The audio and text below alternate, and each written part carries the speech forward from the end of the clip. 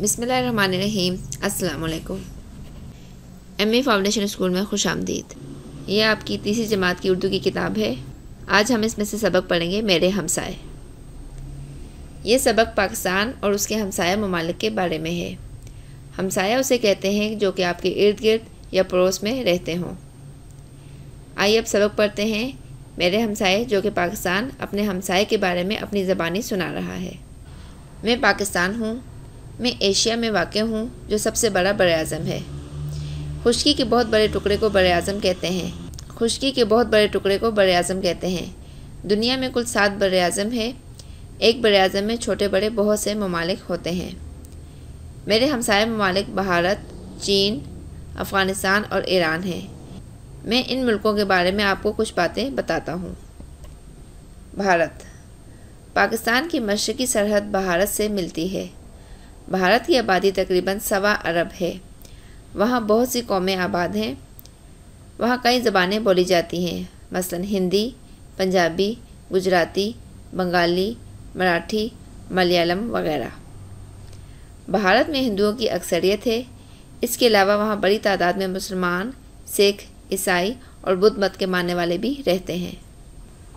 भारत एक ज़रई मुल्क है जिसे बहुत से दरियाओं का पानी खेती बाड़ी में मदद देता है। भारत का दारुल हुकूमत नई दिल्ली है।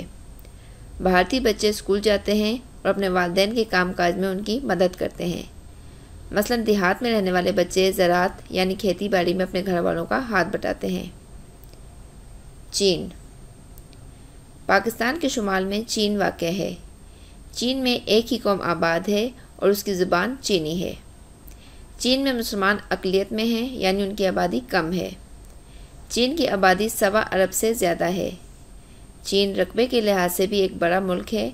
वहाँ पहाड़ भी हैं और दरिया भी। यांगज़ी कियांग वहाँ का अहम दरिया है। चीन की ज़्यादातर आबादी खेती बाड़ी करती थी। अब बहुत तेज़ी से फैक्ट्रियाँ और मिलें बनती जा रही हैं। दुनिया भर में यहाँ बनने वाली सुई से लेकर बड़े जहाज़ खरीदे जा रहे हैं। इसका दारुल हुकूमत बीजिंग है। चीनी बच्चे अपने वालिदैन की तरह मेहनती और सेहतमंद होते हैं। पढ़ाई और कामकाज के बाद खेल कूद कर दिल बहलाते हैं। अफ़गानिस्तान। पाकिस्तान के मग़रिब में अफ़गानिस्तान वाक़ है। ये ज़्यादातर पहाड़ी इलाकों पर मुश्तमिल है।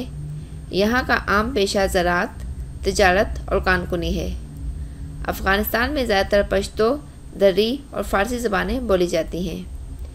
आबादी की अक्सरियत मुसलमानों की है। दारुल हुकूमत काबिल है। अफ़गान बच्चे बहुत खूबसूरत और सेहतमंद होते हैं। वो बहुत मेहनती और बहादुर हैं। ईरान। पाकिस्तान की मगरबी सरहद ईरान से मिलती है। ये हमारा बरादर इस्लामी मुल्क है। यहाँ ज़्यादातर फ़ारसी और पश्तो बोली जाती है। ईरान कदीम तरीन तहज़ीब रखने वाला मुल्क है। पहले इसका नाम फ़ारिस था। ये मुल्क ज़रख़ेज़ ज़मीनों और पहाड़ी इलाकों पर मुश्तमिल है। यहाँ भी आम पेशा खेती बाड़ी, तिजारत और कानकुनी है। पेट्रोलियम यहाँ की अहम पैदावार है। ईरानी बाशिंदों की अक्सरियत मुसलमान है। दारुल हुकूमत तेहरान है। ईरानी बच्चे नहायत खूबसूरत और चाको चौबंद होते हैं। आपने सारे हमसाया ममालिक के बारे में मालूमात हासिल कर ली। अब मैं आपको बताती हूँ कि पाकिस्तान में कौन कौन सी ज़बानें बोली जाती हैं। पाकिस्तान में उर्दू, पंजाबी, बलोची, सिंधी, सराइकी, पश्तो और हिंदको वगैरह बोली जाती हैं। यहाँ के बच्चे बहुत मेहनती होते हैं, अपने बड़ों की इज़्ज़त करते हैं और बहुत मेहमान नवाज भी होते हैं। उम्मीद है कि आपको अब अपने मुल्क और हमसाया ममालिक के बारे में काफ़ी मालूमात मिल गई होंगी। अब हम चलते हैं मश्क की तरफ। नए अल्फाज के मायने। बर-ए-आज़म ज़मीन पर खुश्की का बड़ा टुकड़ा। ज़रख़ेज़ पौधे उगाने के लिए मौजूद ज़मीन।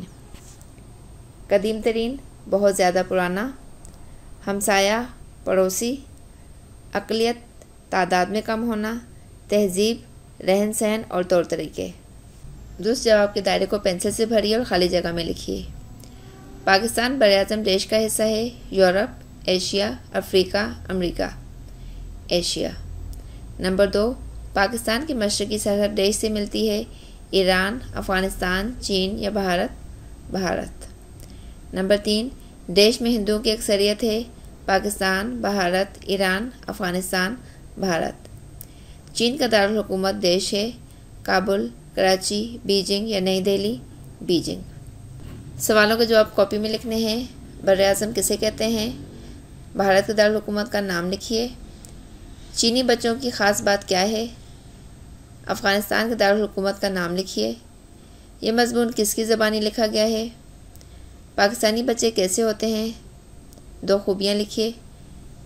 जुमले बनाने हैं। मेहनती, सेहत, खेल, खूबसूरत, ज़रख़ेज़। क़वाइद मुतज़ाद अल्फाज। जिन अल्फाज के मायने एक दूसरे के उलट हों उन्हें मुतज़ाद अल्फाज कहते हैं। मसलन दायां, बायां। अल्फाज ज़िद। मुश्किल, आसान, भारी, हल्की, शाम, सुबह, अंधेरा, उजाला, बाहर, अंदर, खूबसूरत, बदसूरत, खुशबू, बदबू, दोस्ती, दुश्मनी, मशरिक, मगरिब। रंगीन अल्फाज की ज़िद बनाकर जुमले मुकम्मल कीजिए। मैं शाम को नहीं डैश आऊँगा। शाम की ज़िद होती है सुबह। मैं शाम को नहीं सुबह आऊँगा। अहमद बाहर जा रहा था। बिलाल डैश आ रहा था, अंदर। मौलमा ने डैश सवाल को आसान करके समझा दिया। मुश्किल सवाल को आसान करके समझा दिया। सर्दी हो या डैश, हर मौसम का अपना मज़ा है। सर्दी हो या गर्मी, हर मौसम का अपना मज़ा है। सूरज मशरक़ से निकलकर डैश में ग़ुरूब होता है। सूरज मशरक़ से निकलकर मगरिब में ग़ुरूब होता है। अब आते हैं हम अपने असाइनमेंट की तरफ। इस असाइनमेंट को हमने 6 हिस्सों में तकसीम किया है जो आपने 6 दिनों में मुकम्मल करना है।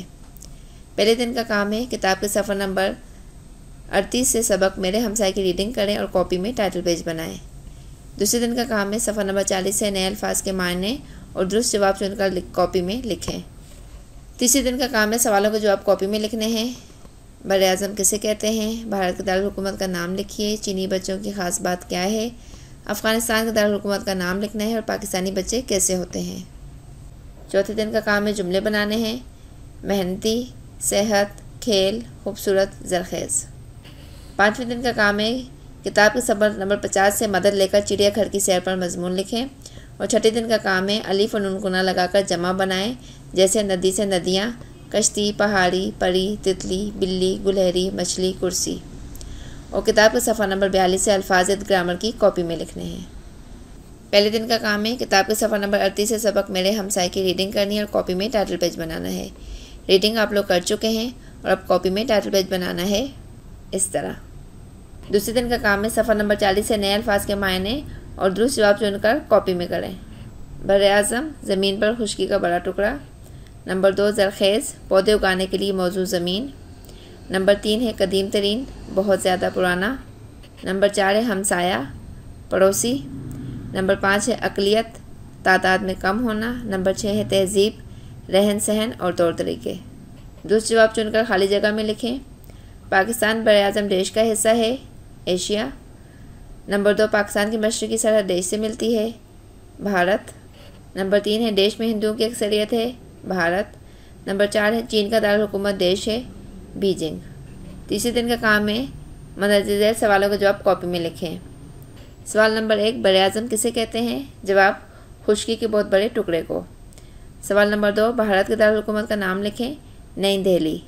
सवाल नंबर 3 चीनी बच्चों की ख़ास बात क्या है? चीनी बच्चे मेहनती और सेहतमंद होते हैं। अफ़गानिस्तान का दारुल हुकूमत का नाम लिखें, काबुल। सवाल नंबर 5 है पाकिस्तानी बच्चे कैसे होते हैं? बड़ों की इज़्ज़त करते हैं और मेहमान नवाज होते हैं। चौथे दिन का काम है जुमले बनाएं। नंबर 1 मेहनती, चीनी बच्चे बहुत मेहनती होते हैं। नंबर 2 सेहत, हमें अपनी सेहत का ख्याल रखना चाहिए। नंबर 3 है खेल, पढ़ाई के साथ खेलकूद भी ज़रूरी होता है। नंबर 4 खूबसूरत, पाकिस्तान एक खूबसूरत मुल्क है। ज़रख़ेज़, पंजाब की ज़मीन ज़रख़ेज़ है। ग्रामर का काम है 5वें और छठे दिन का किताब के सफ़र नंबर 50 से मदद लेकर चिड़ियाघर की सैर पर मज़मून लिखना है और अलिफ और नून गुना लगाकर जमा बनानी है और किताब के सफ़र नंबर 42 से अल्फाज़ ग्रामर की कॉपी में लिखना है। ये मज़मून नवेसी है। आपने चिड़ियाघर की सैर पर मज़मून लिखना है। यहाँ से आपने थोड़ी सी हेल्प लेनी है, मदद लेनी है। जैसे आप लिख सकते हैं आप सैर करने कब गए थे?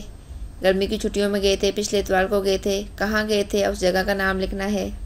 फिर वहाँ कैसा मौसम था, क्या महसूस हो रहा था, कौन कौन गया था, किस सवारी से गए थे और आए थे, क्या क्या देखा, कुछ खाया या पिया, वहाँ की ख़ास बात क्या थी। कौन सी बात बहुत अच्छी लगी और क्यों, कौन सी बात बहुत बुरी लगी और क्यों। इस तरीके से आपने ये पूरा चिड़ियाघर की सैर पे मजमून लिख के लाना है। वाहद की जमा ग्रामर की कॉपी में करना है। नदी, नदियाँ, कश्ती, कश्तियाँ, पहाड़ी, पहाड़ियाँ, परी, परियाँ, तितली, तितलियाँ, बिल्ली, बिल्लियाँ, गुलहरी, गुलहरियाँ, मछली, मछलियाँ, कुर्सी, कुर्सियाँ, कहानी, कहानियाँ। किताब से ये वाहद जमा देख के ग्रामर की कॉपी में आप लोगों ने लिखने हैं। उम्मीद है कि आपको सारा असाइनमेंट अच्छी तरह से समझ आ गया होगा।